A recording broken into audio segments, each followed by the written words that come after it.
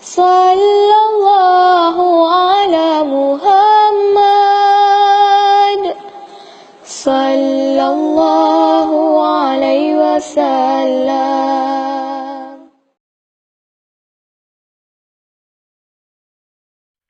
Assalamualaikum warahmatullahi wabarakatuh.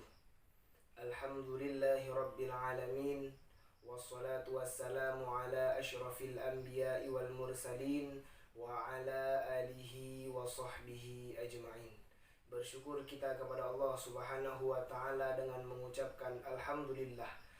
Salawat berangkaikan salam tak lupa kita sanjung sajikan keharibaan junjungan alam Nabi Muhammad Rasulullah sallallahu alaihi wasallam dengan mengucapkan Allahumma salli ala sayyidina Muhammadin wa ala alihi wa sahbihi ajma'in.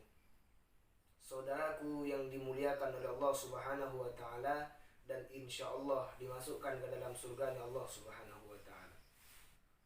Pada kesempatan yang singkat ini saya akan menjelaskan seputaran tentang menghafal Al-Quran. Dalam menghafal Al-Quran diharuskan kepada kita agar kita memiliki niat yang benar. Jangan sekali-kali kita niat menghafal Al-Quran agar dipanggil orang hafiz. Jangan kita berniat menghafal Al-Quran agar disuruh menjadi imam.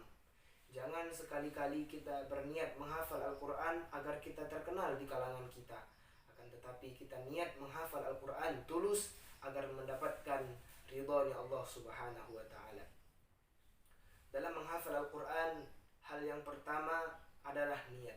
Yang kedua, harus kita tingkatkan takwa kita kepada Allah subhanahu wa ta'ala. Pemilik Al-Quran adalah Allah subhanahu wa ta'ala. Kita dekati sang pemilik Al-Quran dengan cara bertakwa. Insya Allah, Allah mudahkan segala ayat-ayat dan surah-surah yang akan kita hafal. Jika kita mengikuti program Pakistan, program Thailand, program India, program Bangladesh, tapi kita tetap sulit dalam menghafal Al-Quran, itu yang salah bukan programnya, akan tetapi takwa kita kurang kepada Allah subhanahu wa ta'ala. Jika ketakwaan kita sudah tinggi kepada Allah subhanahu wa ta'ala, insya Allah segala hal yang kita mau akan dimudahkan oleh Allah subhanahu wa ta'ala. Yang kedua adalah takwa kepada Allah subhanahu wa ta'ala. Yang ketiga, kita harus meyakinkan diri kita bahwasanya kita bisa menghafal Al-Quran. Yakinkan pada diri kita kalau ayat-ayat yang kita hafal itu mudah. Sebagaimana ayat motivasi yang diberikan oleh Allah subhanahu wa ta'ala dalam Al-Quran surah 54 ayat 17, 22, 32 dan 40. Bismillahirrahmanirrahim. Walaqad yassarnal Qur'ana lidzikri fahal min muddakir.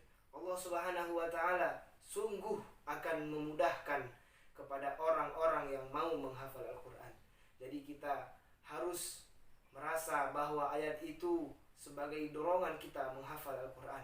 Kita harus meyakini bahwa diri kita bisa menghafal Al-Quran.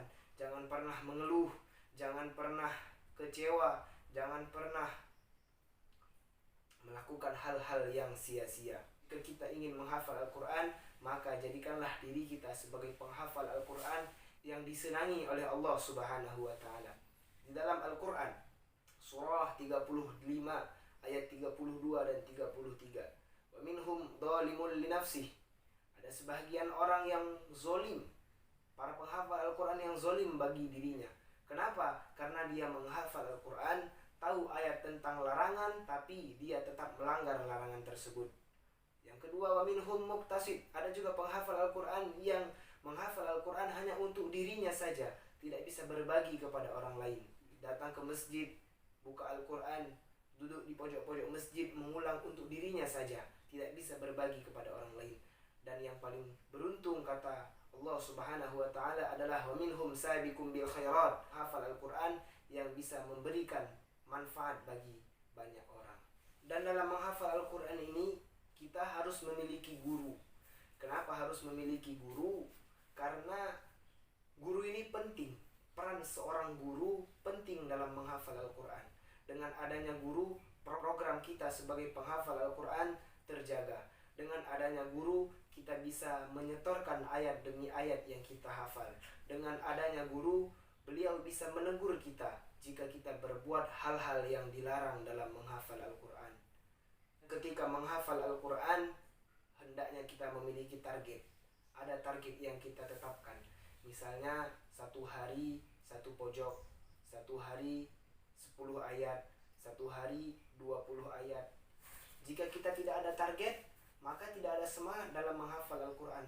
Guru saya dulu ketika saya mondok di Medan pernah berpesan kepada kami, jika kalian menghafal Al-Quran harus disertai target, karena target ini adalah penyemangat bagi kalian.